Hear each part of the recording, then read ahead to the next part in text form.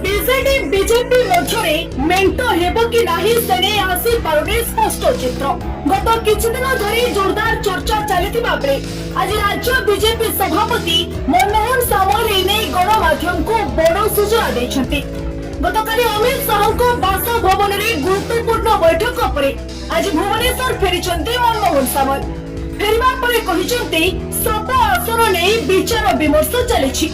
ଆମର ପ୍ରକ୍ରିୟା ଯାହା ହେବା କଥା ଚାଲିଛି, ସବୁ ବିଷୟରେ ବିଚାର ଆଲୋଚନା କରୁଛୁ ବୋଲି ସୂଚନା ଦେଇଛନ୍ତି ମନମୋହନ। ତେଣୁ ଆଜି ସନ୍ଧ୍ୟା କିମ୍ବା କାଲି ସୁଦ୍ଧା ମେଣ୍ଟ ନେଇ ସ୍ପଷ୍ଟ ଚିତ୍ର ଆସିପାରେ ବୋଲି ଆକଳନ କରାଯାଉଛି। ଗତକାଲି ଅମିତ ଶାହଙ୍କ ଘରେ ବିଜେପି ରାଜ୍ୟ ନେତୃତ୍ୱଙ୍କ ବୈଠକ ବସିଥିଲା। ଗୃହମନ୍ତ୍ରୀ ଅମିତ ଶାହଙ୍କୁ ଭେଟିଥିଲେ ଦିଲ୍ଲୀରେ ଡେରା ପକାଇଥିବା ରାଜ୍ୟ ବିଜେପି ନେତୃତ୍ୱ।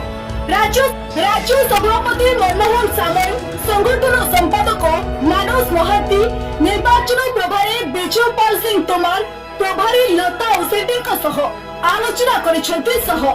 ବୈଠକରେ ମେଣ୍ଟ ନେଇ ପୁଙ୍ଖାନୁପୁଙ୍ଖ ଆଲୋଚନା ହୋଇଥିବା ବେଳେ ମେଣ୍ଟ ହେଉଛି ନା ନାହିଁ ସେ ନେଇ କିନ୍ତୁ ସ୍ପଷ୍ଟ ସୂଚନା ମିଳିପାରି ନାହିଁ। ଏପଟେ ଆଜି ନବୀନ ନିବାସରେ ଜରୁରୀ ବୈଠକ ବସିବା ନେଇ ସୂଚନା ମିଳିଛି। ଏହି ବୈଠକରେ ମେଣ୍ଟ ସମ୍ପର୍କରେ ହୋଇପାରେ କିଛି ବଡ଼ ନିଷ୍ପତ୍ତି। ବୈଠକକୁ ଦଳର ବରିଷ୍ଠ ନେତାମାନଙ୍କୁ ଡକାଯାଇଥିବା ସୂଚନା ମିଳିଛି।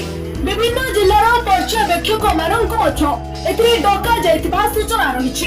ପୂର୍ବରୁ ଗତ 6 ତାରିଖରେ ନବୀନ ନିବାସରେ ବୈଠକ ହୋଇଥିଲା, ଯେଉଁଥିରେ ରାଜ୍ୟର ସ୍ୱାର୍ଥକୁ ଦୃଷ୍ଟିରେ ରଖି ନିଷ୍ପତ୍ତି ନିଆଯିବ ବୋଲି କହିଥିଲା ବିଜେଡି। 6 ତାରିଖରୁ ମେଣ୍ଟ କସରତ ଆରମ୍ଭ ହୋଇଥିଲେ ବି ପ୍ରଶ୍ନ ହେଉଛି ଏହା କେଉଁଠି ଅଟକି ରହିଛି। କୁହାଯାଉଛି ଆସନ ଭାଗବଣ୍ଟା ସହ ପାୱାର ଡିଷ୍ଟ୍ରିବ୍ୟୁସନ ବି ମେଣ୍ଟ ପ୍ରକ୍ରିୟାରେ କଣ୍ଟା ହୋଇଛି। ସିଟ୍ ବୁଝାମଣାରେ ଉଭୟ ଦଳ ପରସ୍ପର ସହ ସହମତି ହୋଇପାରୁନାହାନ୍ତି। ଯଦିଓ ବିଜେପି ବିଜେଡି ଲୋକସଭାରେ 13-8 ଆଉ ବିଧାନସଭାରେ 49-98 ନେଇ ଚର୍ଚ୍ଚା ଲାଗି ରହିଛି, କିନ୍ତୁ ମେଣ୍ଟ ନ ଛିଡ଼ିବାର କାରଣ କୁହାଯାଉଛି ଅଧିକ